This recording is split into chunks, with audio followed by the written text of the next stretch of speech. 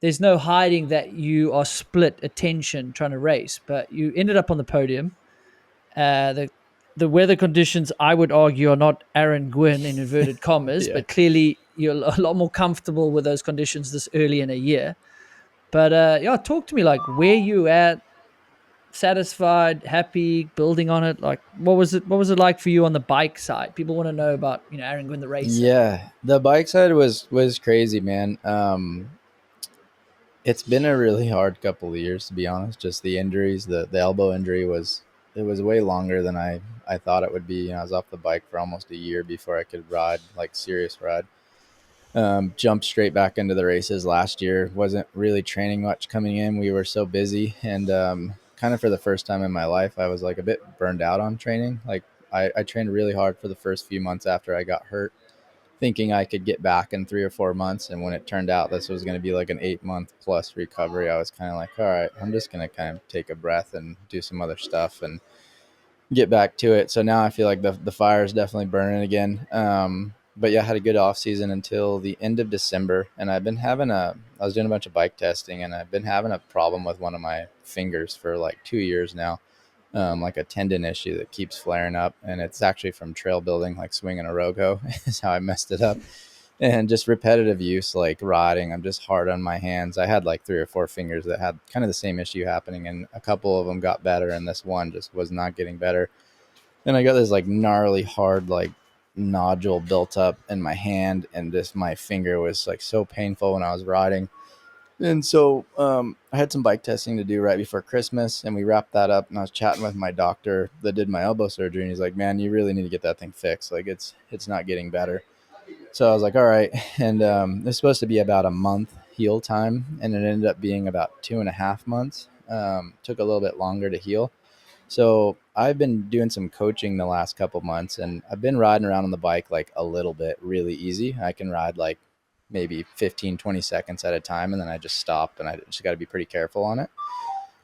So about a week ago, I actually called him. It was probably like 5 or 6 days ago, actually. And I'm like, "Hey man, like my hand's kind of sore, and it feels sort of like it did before surgery, where like it's not bad, but if I start riding previously, it would flare up and get really bad." So I'm like, "Is this thing going to be okay if I start riding on it?"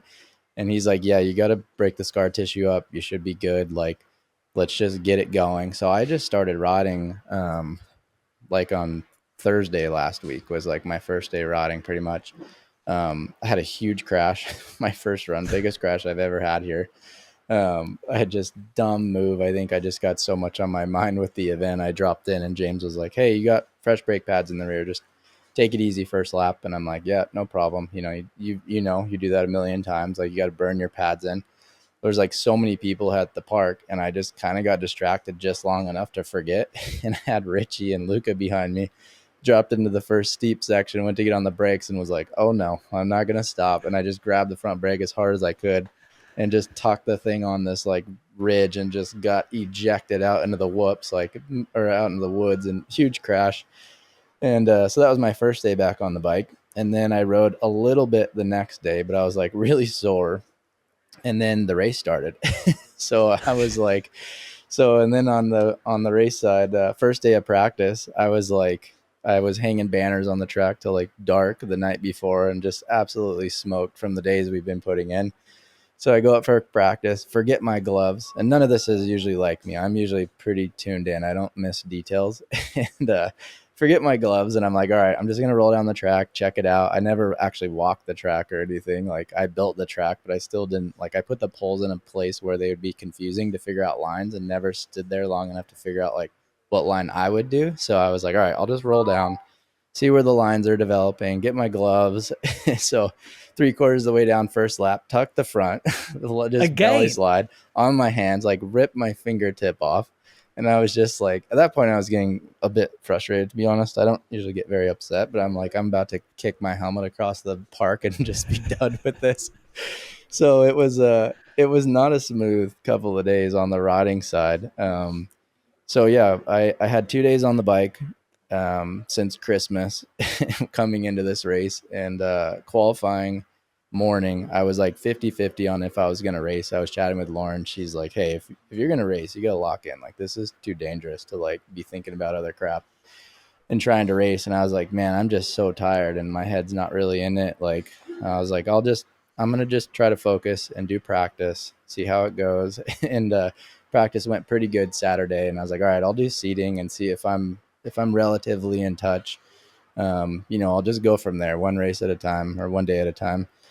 So I did seating. I think I was like 14th, but I was only like 4 seconds off the pace, and it was just a very smooth run. I'm like, I'm just gonna ride well within my limits. If I get my butt kicked, then it's fine. We'll be faster in a few months when it really matters. So did that. Seating was my first full run I've done on my hand, and it felt like decent. So I was like, that was good.